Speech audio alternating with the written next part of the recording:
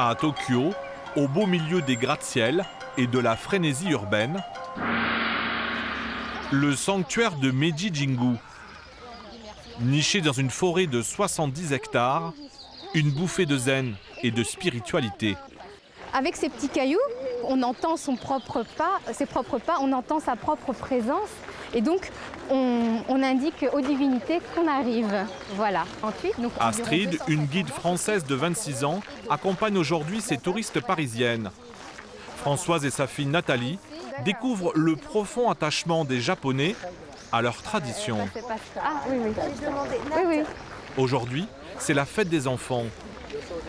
Donc là, elle a un petit sachet. Vous voulez, Dans le sachet de la petite, des friandises censées lui apporter santé et longévité. Ok. 1, 2, 3. Ichini, 5. Les parents de ces bambins les amènent au temple pour remercier les divinités de veiller sur eux. Et donc là, c'est pour se purifier. Ah oui, alors. Oui, il lave toute la main. Le pauvre, il doit avoir froid. Exposition. On peut faire un tour. C'est aussi dans ce sanctuaire que sont célébrés la plupart des mariages à Tokyo. On est loin, très loin des cérémonies françaises. J'aime beaucoup le kimono de la mère, très, très sobre. Est-ce qu'on jette du riz? Pardon? Est-ce qu'on jette du riz? Non. Donc là, ouais, la coiffe est vraiment énorme et donc c'est pour cacher les cornes de la jalousie de la future mariée. Pour Nathalie et sa maman, cette journée à Tokyo va être un choc culturel et visuel. En un quart d'heure à peine, elles vont basculer d'un siècle à l'autre. Donc là, c'est le fameux carrefour de Shibuya, donc le plus passager au monde. Donc vous avez des passages piétons dans tous les sens. Ici, 100 000 passants traversent ce carrefour chaque jour. Un tourbillon qui vous entraîne dans un décor ludique. En une seule matinée, Nathalie et sa mère sont tombées sous le charme de cette ville des extrêmes. La tradition, le modernisme, la folie. Tout se mélange en fait, tout se côtoie. Oui. Que ce soit la foule, que ce soit le sanctuaire, on est toujours on se sent bien. On se sent bien ici. Un sentiment partagé par les 8000 Français installés dans ce drôle de pays. Situé à 12 heures de vol de la France, à l'autre bout du globe, l'archipel du Japon et sa capitale, Tokyo. Une mégalopole de 30 millions d'habitants, 10 fois plus qu'à Paris. Un univers de science-fiction qui émerveille les jeunes occidentaux depuis que les dessins animés japonais ont envahi leurs écrans. Et ils viennent à Tokyo pour vivre l'aventure manga. Oh, regarde, il a la panoplie. Toujours comme ça? Toujours. Mais si le Japon fascine, il désarçonne tout autant. Car on n'y communique pas comme chez nous. C'est aussi le pays de la retenue et de la pudeur. Faut pas montrer cette émotion. Bah écoute, je suis pas un robot que je peux rester comme ça. Le Japon et la France, c'est aussi une grande histoire d'amour. Ça va souvent vite au Japon avec les garçons. Peut-être parce qu'ils n'ont pas trop le temps, du coup, ça doit aller plus vite. Une fascination réciproque. Oh là là, à côté de toi, je ressemble à une petite fille. Un pays qui déroule le tapis rouge aux Français qui maîtrisent la langue. Qui sont ces Français pour qui le rêve nippon s'est réalisé?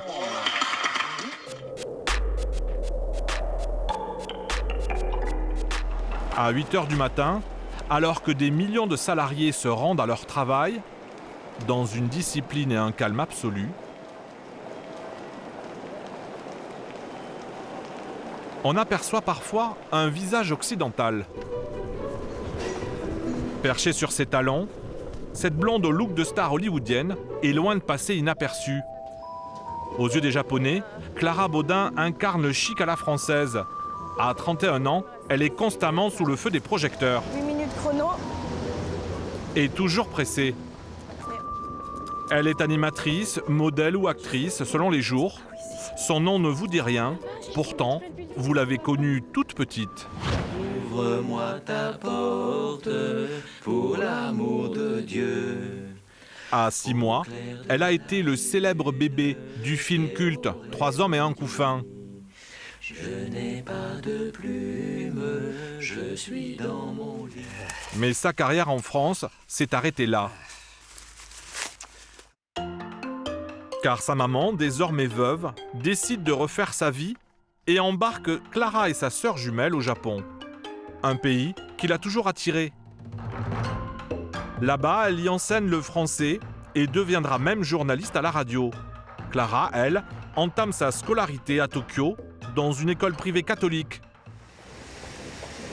Aujourd'hui, elle parle un japonais parfait et surtout, après toutes ces années, elle connaît les secrets pour réussir ici. D'abord, une règle d'or, ne jamais être en retard.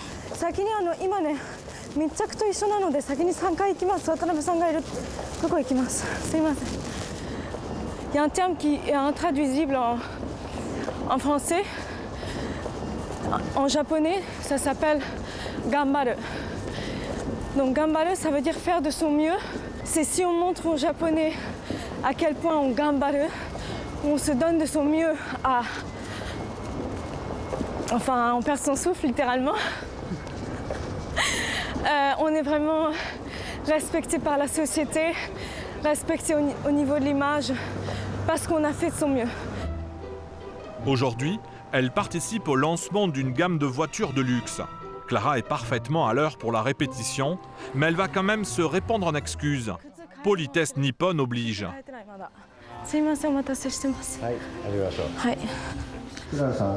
Bon Clara, vous allez monter ici et aller jusqu'à la table. Clara sera la maîtresse de cérémonie. Ladies and gentlemen, good evening. 皆様、こんにちは。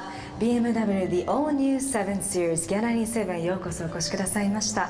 私、本日の司会を務めさせていただきます、ボダン・クラーと申します。どうぞよろしくお願いいたします。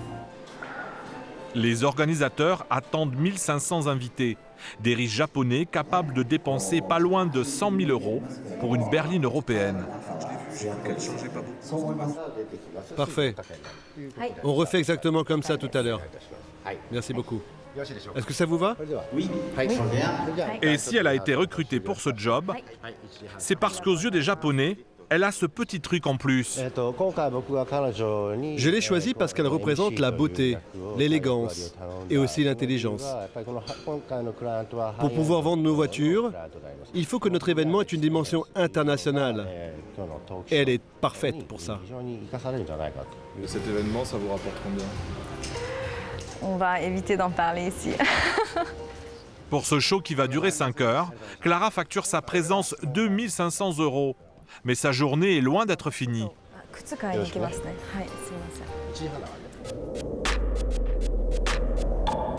Nouveau job, nouveau look. Un peu plus tard, la voilà repartie pour un tour. Toujours à 100 à l'heure. Et c'est bien pratique. Quand elle rentre dans un taxi, les portières s'ouvrent et se ferment toutes seules. Le service est toujours impeccable. Les chauffeurs portent des gants blancs et s'ils ont un rhume, un masque hygiénique. Depuis des mois, Clara enchaîne des journées de 20 heures. Pour tenir, elle a une potion magique. Vous buvez là? C'est mon secret pour éviter le burn-out. Il y a 13 différentes sortes de vitamines et il y a 1000 mg. Ça, étape 1, ça devrait suffire. Et l'étape 2, c'est cette petite boule de riz. Je suis obligée d'avoir des féculents, c'est-à-dire des sucres lents, sinon mon cerveau ne marche pas. Donc voilà. Donc ça, c'est ce qu'on appelle traditionnellement, c'est ce que probablement les Japonais prennent le plus dans leur vie, ça s'appelle des onigiri, c'est des triangles de riz. C'est pas ce qu'elle peut. Fourré au thon ou à la prune salée et enrobé d'une feuille d'algue, c'est le sandwich japonais. Clara a maintenant rendez-vous au siège de TBS, la 3e chaîne de télévision du pays, pour l'enregistrement d'un talk show très populaire au Japon. Tenez, voici le script pour aujourd'hui. Oui, bien sûr. Je vous explique. On va s'intéresser à ce qui étonne les touristes quand ils visitent notre pays. Sur cette île où il y a très peu d'immigration, les Japonais sont toujours très curieux du regard que les étrangers portent sur eux. Bien, merci. Ravi de vous rencontrer. Et moi, je vous vois toujours aussi.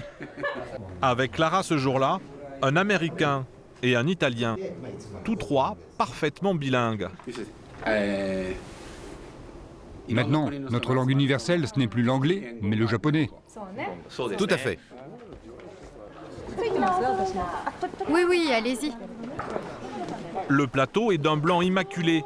Alors, pour ne pas salir, on fait comme à la maison. Tu peux enlever tes chaussures, s'il te plaît? Oh, salut Clara. Oh là là, t'es sexy. Yumiko, c'est l'animatrice vedette de l'émission.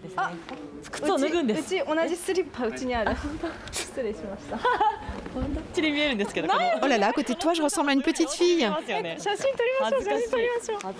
Avec ses apparitions télé régulières depuis 10 ans, Clara commence à se faire un nom sur l'archipel. Avec nous ce soir, mademoiselle Clara.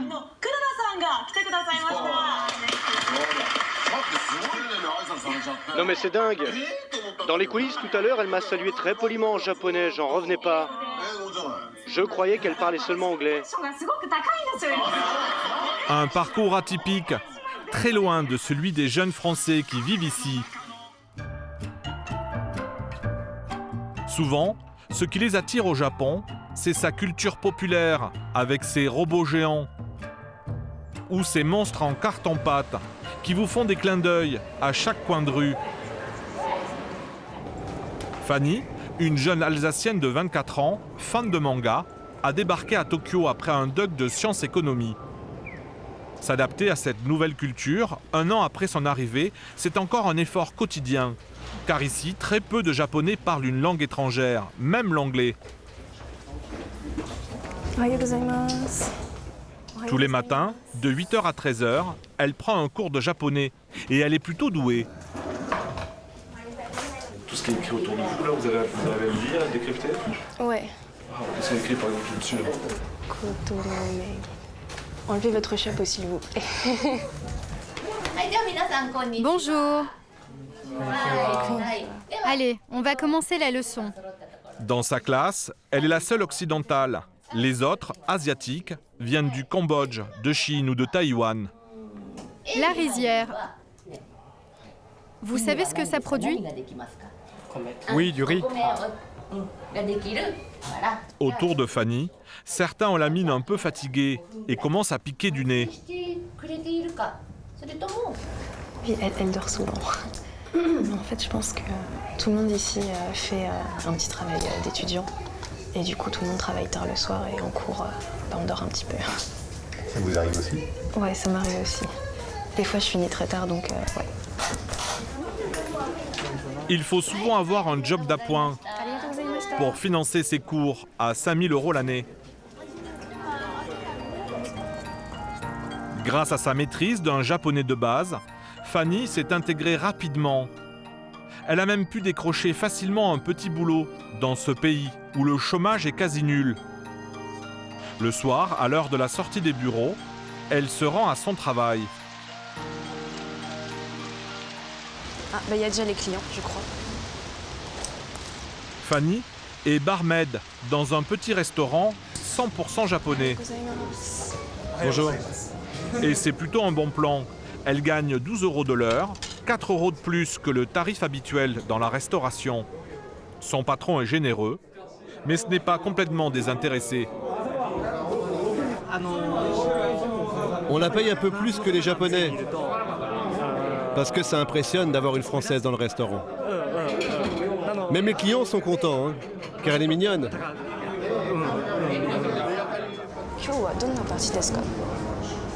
Non, j'en ai aucune idée.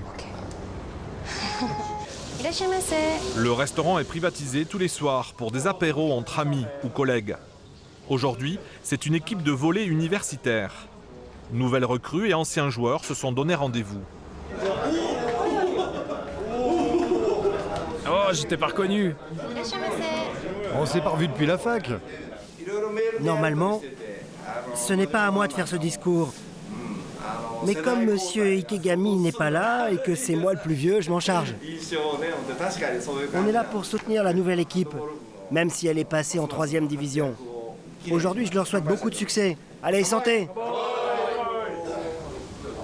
Mais rapidement, au bout de quelques verres, on ne parle plus de sport. Tous les regards convergent vers la jeune Française.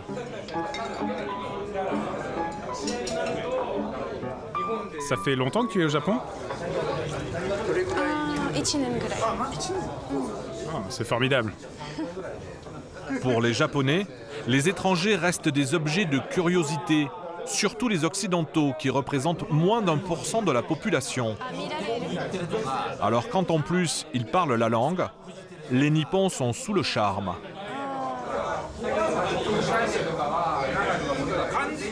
Et apprendre les idéogrammes, c'est pas compliqué?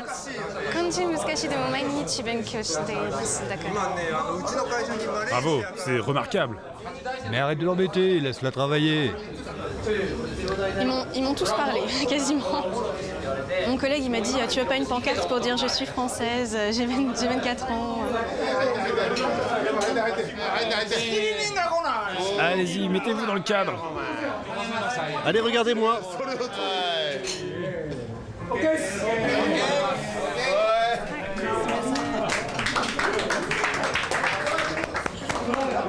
Ça fait bizarre, hein. Fanny, elle, continue d'être étonnée tous les jours par les mœurs locales. Une fois alcoolisée, ses clients se comportent parfois de manière surprenante. C'est une ambiance classique? C'est une ambiance classique, ça peut être un peu plus foufou. J'avais une fois une entreprise qui était venue, il y avait le patron qui avait roulé des pelles à tous les employés et qui s'était fait prendre en photo. Enfin, des fois ça part loin. Tout ça, c'était pour souhaiter bonne chance à l'équipe.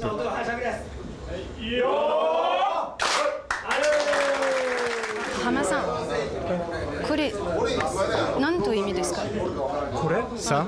Ça vient des Yakuza. Oui, la mafia. Ah, ça veut dire juste que la fête est terminée. Sur le départ, les volleyeurs s'échangent leurs cartes de visite. C'est un rituel. On se les donne poliment, en les tenant à deux mains.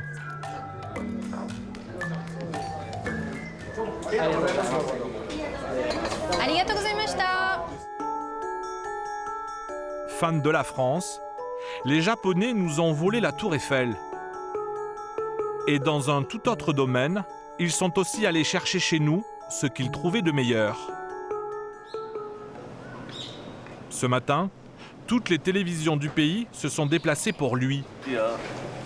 Valide Halilhodžić, le nouvel entraîneur de l'équipe de foot du Japon. Ce Français d'origine bosniaque a entraîné le PSG de 2003 à 2005, où il s'est illustré par ses multiples coups de gueule. Puis de nombreuses équipes nationales lui ont confié leur destinée, dont l'Algérie, qui l'a mené jusqu'au 8e de finale lors de la dernière Coupe du Monde. En 2015, il a été appelé par les Japonais, qui espèrent à leur tour briller au Mondial de 2018. Aujourd'hui, sur ce terrain universitaire, il n'est pas là pour entraîner les joueurs de sa sélection, mais pour repérer les futurs prodiges du football nippon. On peut remarquer déjà certains talents. Oui, il y a certains gars qui ont qualité surtout technique pas mal. Oui. Mais le chemin va être long, car même si l'engouement pour le foot a gagné l'archipel depuis 15 ans, ils n'ont pas vraiment la culture qui va avec. Vaïd, qui ne parle pas la langue, va devoir tout reprendre à zéro. Les gestes de base, par exemple. Je sais que vous n'êtes pas habitué. Je viens un petit peu chaque matin, on se serre. La poignée de main. Ça paraît banal pour nous, mais au Japon, on ne se touche pas. Pour Vaïd, le contact physique, c'est la première étape pour forger un esprit d'équipe. Regardez, là-bas, qu'est-ce que je fais? Tape, tape, tape, tape, tape. Après, c'est pied gauche. Et on arrive là. Et on frappe. Sur le terrain, Vahid se donne à fond. Et c'est aussi ce qu'il aimerait apprendre à ses jeunes poulains. Avoir plus de mordants lorsqu'ils courent après le ballon rond. Les journalistes au bord du terrain savent bien qu'il a aussi été recruté pour ça. Tous les joueurs disent que Vahid est très sévère. Il est très sérieux, très engagé. L'équipe nationale, elle a besoin de renforcer son agressivité. Il va nous apporter la force pour affronter non seulement les équipes asiatiques, mais aussi, je crois, le reste du monde. Bien sûr, si Vahid a accepté ce contrat au Japon, c'est parce que les conditions étaient très alléchantes. Mais il a aussi trouvé un état d'esprit très différent de ce qu'il a pu connaître. Au siège de la fédération, le coach et son staff passent tout leur temps à décortiquer les anciens matchs. Ici, le Japon en blanc affronte le Cambodge. Et on n'a pas la qualité. Là c'est un bon ballon, mais il doit la laisser passer. Fuji, jamais il va prendre le contrôle vers l'avant. Systématiquement, il fait contrôle dans les pieds, je reviens vers l'arrière ou latéral. Et donc, du coup, il apporte jamais le surnombre sur le côté. Ok, il doit peut-être frapper. Ouais. Il y a du boulot encore? Il y a toujours le boulot au football. Hein. Qu'est-ce qui change par rapport à la France? Sur le terrain, l'ambiance est totalement différente? Ah, c'est différent complètement. Pour le travail, il n'y a pas mieux. Les gens se respectueux, disciplinés, travailler, c'est pas la peine de répéter certaines choses. En France, Au Japon, où le groupe prévaut sur l'individu, son autorité n'est jamais contestée par les joueurs. Le seul hic pour Vahid, c'est que lui aussi, en tant que leader, est censé avoir en permanence un comportement exemplaire. Oh, comment on m'énerve? Pourquoi elle me filme tout le temps? C'est ça qui m'énerve. Et il a souvent du mal.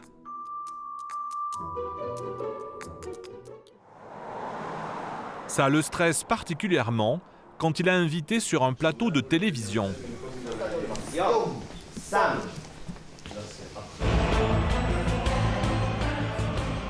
Bonsoir.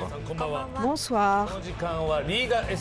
Ce soir, c'est le plus gros match de la Ligue espagnole, le Classico Real Madrid contre FC Barcelone. Et comme invité, nous avons l'honneur d'avoir Vahid Halilovic. Bonsoir. Merci d'être venu, Vahid. En tant qu'expert, Vahid va devoir analyser le match à la mi-temps.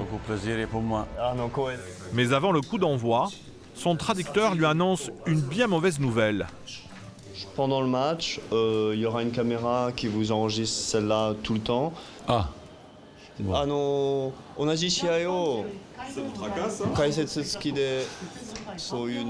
Pendant le match, il y a une caméra toujours qu'il est là, qu'il me filme. Et ça m'énerve. Ça le rend nerveux, car Vahid est un passionné. Et au Japon, il faut avoir le contrôle de soi. Montrer sa joie ou sa colère, même lors d'un match, c'est vulgaire. Une règle que Vahid a du mal à respecter. Comme en témoignent ces photos parues dans la presse japonaise.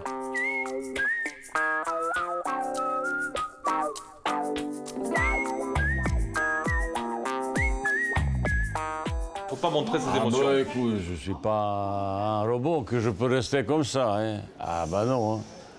Je vis ma passion. Il faut rester comme ça. Il faut toujours être calme. Non, mais non, ils l'acceptent, ils savent qu'il est passionné et c'est pour ça qu'ils l'aiment. Mais il y a juste un code. Mais il n'aime pas trop l'excitation, quand j'ai compris. Il y a une ligne à pas franchir, mais jusqu'ici, vous ne l'avez pas franchi. Oh non, je sais pas. Ce soir, Vahid restera impassible. Il ne commettra pas d'impair. Mais il a beaucoup de choses à apprendre encore sur la culture japonaise.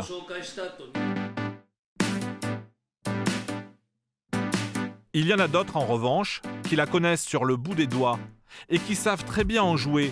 C'est même la clé de leur réussite. Dans le quartier des hôtels de luxe à Shinjuku, Ce soir, Clara, dans une tenue des années folles, se rend à la fête annuelle organisée par la Chambre de commerce suisse. Que du beau monde! Les capitaines de l'industrie du luxe helvétique sont réunis. Clara, qu'est-ce que vous venez faire ici? En fait, c'est que du Autrement dit, développer son réseau. Son objectif, décrocher de nouveaux contrats pour représenter des grandes marques. Elle va distribuer des dizaines de cartes de visite et comme une japonaise, avec les deux mains. Je suis française, pas suisse. Ça fait rien, moi je suis suisse. Ça fait rien, d'accord.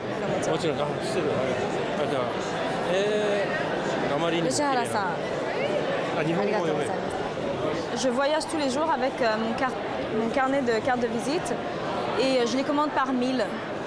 Et donc au bout de, je sais pas, un mois, les 1000 sont partis. Même pas un mois peut-être. Et c'est un bon rendement? J'en ai 80 000 quand même. Et ça veut dire que j'ai donné à 80 000 personnes en personne ma carte. C'est pas mal. Elle se donne du mal, mais il faut bien ça si elle veut maintenir son niveau de vie très élevé.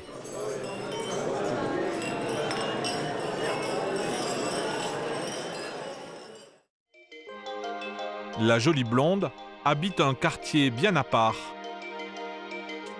Dennenshofu, au sud de Tokyo, le Beverly Hills nippon. Dans ce quartier résidentiel, pas de gratte-ciel, que des villas avec jardin et de belles voitures. Ici, les loyers atteignent des sommets.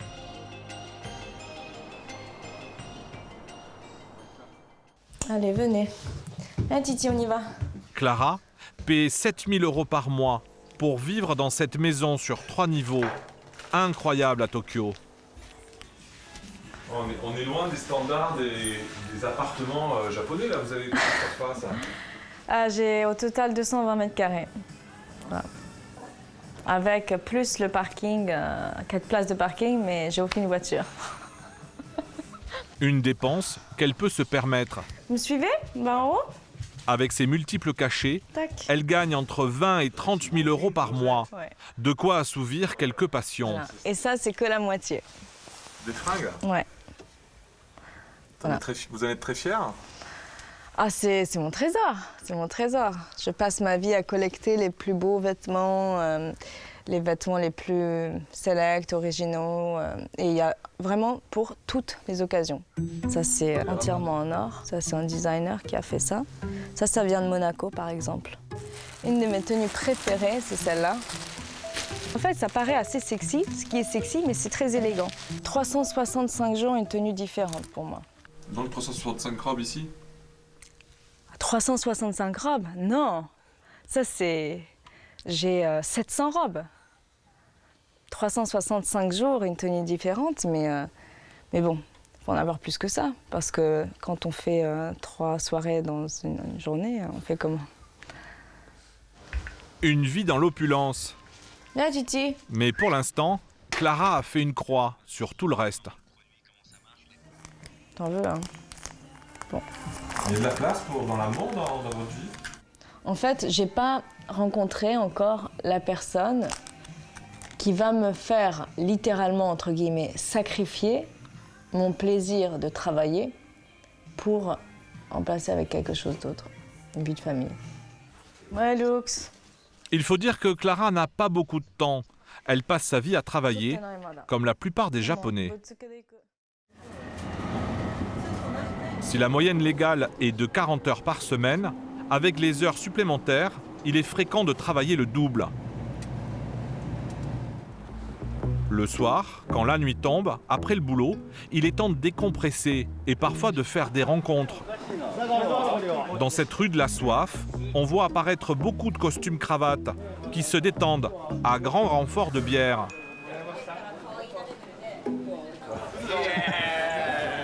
On est copains pour la vie. C'est ici que Fanny a rencontré son copain Shoichi, un graphiste de 31 ans. Ah, ここで会えた、2人で。だからここ切った。Et c'est grâce à l'alcool que Shoichi a eu le courage de l'aborder alors qu'elle se promenait avec sa cousine de passage à Tokyo. Et ouais, en gros, il nous a abordés direct toutes les deux. Il a dit venez boire un coup avec moi. Et nous, on s'est dit bon, il a l'air un peu pété parce qu'il était un peu pété. Du coup, on a longuement hésité, il a beaucoup insisté et puis finalement, on y est allé. Et c'est comme ça qu'on s'est rencontrés. C'est comme ça que les Japonais draguent au Japon? Ouais, ça s'appelle le nanpa. Et les Japonais font beaucoup ça. Nanpa shiteru desho. Ouais, il confirme. Entre eux, c'est le coup de foudre. Allez, c'est parti. Iko. C'était il y a 6 mois, et depuis peu, ils ont emménagé dans un petit studio. Un hamburger japonais. Au menu ce soir, des œufs pochés dans un bouillon de légumes. Avec Shoichi, Fanny a découvert la gastronomie japonaise et un nouveau mode de vie. Qu'est-ce qui est typique japonais ici en fait? Bah déjà, la taille de l'appartement est typiquement japonais. C'est très très petit. Donc cette pièce fait la chambre à coucher. Donc on dort sur des futons. C'est tout fin. Donc ça ressemble à ça en dessous. Un studio tout confort de 20 mètres carrés, loué 700 € par mois, avec des commodités un peu spéciales. Quand on rentre dans des toilettes japonaises, on met des chaussons. Et ouais, donc il y a les options. Mais en fait, j'utilise jamais, donc je connais pas trop. Un petit tableau de bord avec le jet nettoyant pour les garçons ou celui pour les filles. Avec l'option musique ou son de la nature pour masquer les bruits gênants. Le truc le mieux, c'est en hiver, les sièges chauffants. Ah, le siège chaud en hiver. Le siège chaud en hiver, ça c'est super. Voilà pour les bons côtés. Mais le plus difficile, c'est qu'au départ, ils étaient comme deux extraterrestres qui ne se connaissaient pas. Ça va, c'est pas trop salé? Quand Shoichi rentrait du boulot, il était carrément mutique. Au Japon, même dans l'intimité, les hommes se livrent rarement. C'était un peu bizarre parce que lui, il faisait un peu les choses de son côté. Il arrivait, il se faisait à manger, enfin ou à nous, mais il faisait un peu sa vie dans l'appartement tout seul. Et bon, je lui en ai parlé, et puis bon, maintenant c'est complètement différent, mais je pense que c'est comme ça que les couples japonais vivent. Pour nous, occidentaux, cette distance dans le couple a de quoi désarçonner. Mais un jeune Français a décidé de réchauffer les relations amoureuses.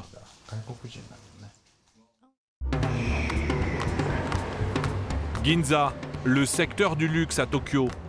Ici, on vend aussi bien des robes de grande maison que des fruits présentés comme des bijoux. Des fraises à 5 € l'unité et des melons à 60 € pièce. C'est dans ce quartier, le plus chic du Japon, que Julien, très sérieux dans son costume 3 pièces, a monté sa petite entreprise de rencontres. Ce Parisien de 37 ans organise une fois par mois une soirée un peu inhabituelle dans ce pays. Une boum pour célibataires. Bonsoir, konbanwa, irashaimase, bienvenue. Français daijoubu? Ah, vous parlez français? Oui. Un petit peu? Son concept, aider des Japonaises à rencontrer des hommes occidentaux réputés plus chaleureux et charmeurs que les Japonais. Ça va? Ce soir, il y a par exemple Kyoko et Miwako qui cherchent encore l'âme sœur. Pourquoi vous êtes venus là? Bah, pour trouver quelqu'un de bien. Est-ce que vous cherchez des Français? Pas vraiment. Menteuse, tu m'as dit que tu adorais les Français. Bon, j'avoue, j'aime beaucoup les Français. J'ai l'impression qu'ils sont très gentils et puis ils sont souvent drôles. C'est-à-dire que les mecs, les hommes japonais, sont japonais donc très réservés. Nous, on va tout de suite briser la glace en tendant la main ou en faisant une bise. Mais alors attention, la bise, la première fois, c'est pas à gagner. Hein. Moi, la première fois que j'ai voulu faire une bise à une japonaise, j'ai eu droit à une esquive à la Matrix en slow motion, un truc de fou. Mais voilà, voilà, c'est là qu'on m'a fait comprendre, non, Julien, on ne fait pas la bise. Tu salues, bonjour, comme ça. So, is that possible to lie down and with La boule à facettes? Alors pour créer l'ambiance, Julien utilise les grosses ficelles, boule à facettes et le slow qui va bien. On se contente d'échanger des numéros. Like this, you have contact with a guy. So this is what I want to do. C'est tout le paradoxe du Japon. Alors qu'ici Julien rame pour décoincer les japonaises, dans d'autres lieux, on se permet toutes les excentricités. Et Julien est le premier à en profiter quand il quitte ses soirées de célibataire. Pardon. Je marche en... Accompagné de Marie, une amie belge, il écume régulièrement les meilleurs spots de la nuit tokyoïte. Hey Pikachu! Pikachu, le héros du dessin animé Les Pokémon, le symbole de la culture kawaii, qui veut dire mignon en japonais. Oh, regarde, il a la panoplie. Là partout. Toujours comme ça? Toujours. Voilà, là, je suis en Pikachu de compétition là ce soir. T'es pas toute nue? T'es pas toute nue? En France, à Paris, dans le métro, vous promeneriez comme ça? Non, pas trop, non. Pourquoi? Il y a plus de chances de... Enfin, ici, les gens, ils trouvent ça marrant ou mignon ou ah, c'est Pikachu, blabla.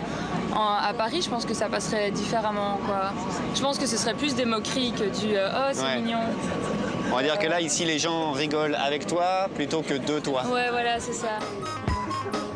Oh! Hello! Sortir à Tokyo, c'est avoir l'embarras du choix. Des karaokés géants sur plusieurs étages.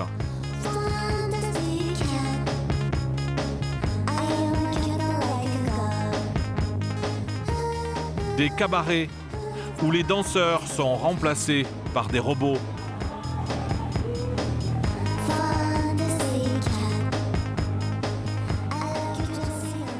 Et des immeubles entiers remplis de bars ou de clubs.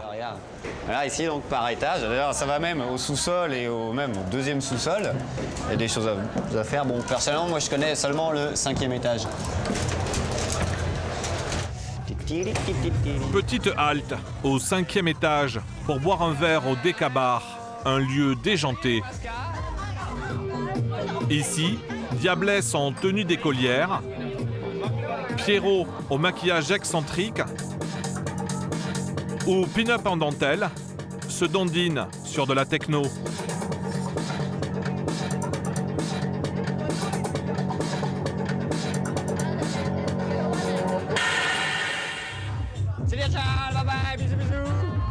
C'est le moment d'aller picorer une autre ambiance, quelques bars plus loin. 15 minutes plus tard, les voilà dans une soirée d'expat. Y'a que nous en Kawaii, c'est cool, hein. Les fêtards sont moins nombreux à être déguisés. Mais heureusement, les Japonais ont commencé à mettre le feu.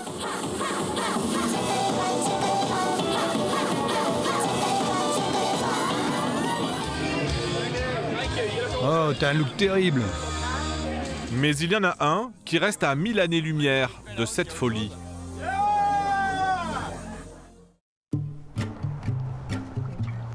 Huit mois après son arrivée, Coach Vahid continue à vivre dans sa bulle.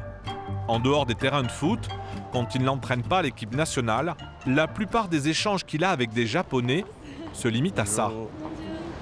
Bonjour. De brèves salutations. Bon courage, on est avec vous. Quelques sourires. Avec son équipe, il est resté bloqué à l'heure française. Déjeuner en terrasse d'une brasserie comme à Paris, avec l'équipe entre les mains. Bertrand. Ouais. Ou ça tasse ou ça casse. Au moment de passer la commande, Vahid donne dans le classique. Salade César et après Saint-Jacques grillé. Et le vin. De vin. Du Beaujolais? Ouais. Ah non, Beaujolais, non. Le coach ne s'est pas encore totalement adapté à la gastronomie japonaise. Poisson cru, c'est encore un petit peu... Sushi. Et les algues? Ça, c'est pour deuxième année. Troisième, peu d'algues. C'est troisième année. Deuxième année, c'est sushi. Troisième année, c'est des algues. Pour l'instant, Vahid et ses 2 adjoints ont signé pour un contrat de 2 ans renouvelable, si les résultats sont là. Chablis 2013, on est bien. Leurs familles, elles, sont restées en France. Ça vous manque la France? Ben, ça me manque beaucoup. D'abord, famille, la France. La France, c'est le plus beau pays du monde. Le match correct, bon. Sur les 10 matchs que le Japon a joués, déjà 8 victoires et 2 nuls.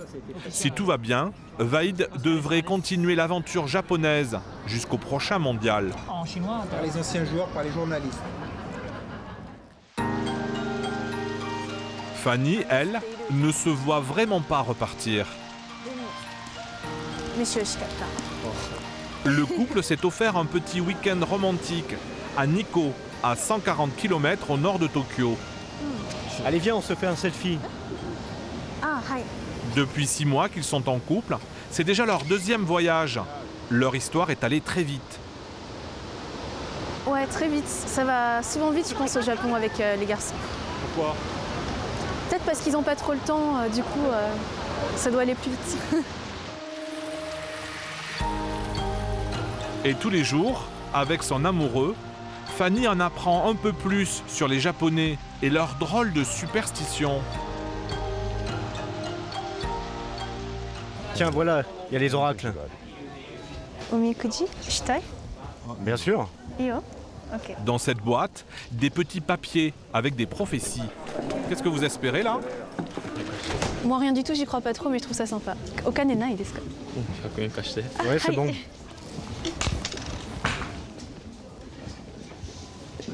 Wow, regarde. Nan desu ka? C'est le top. Honto?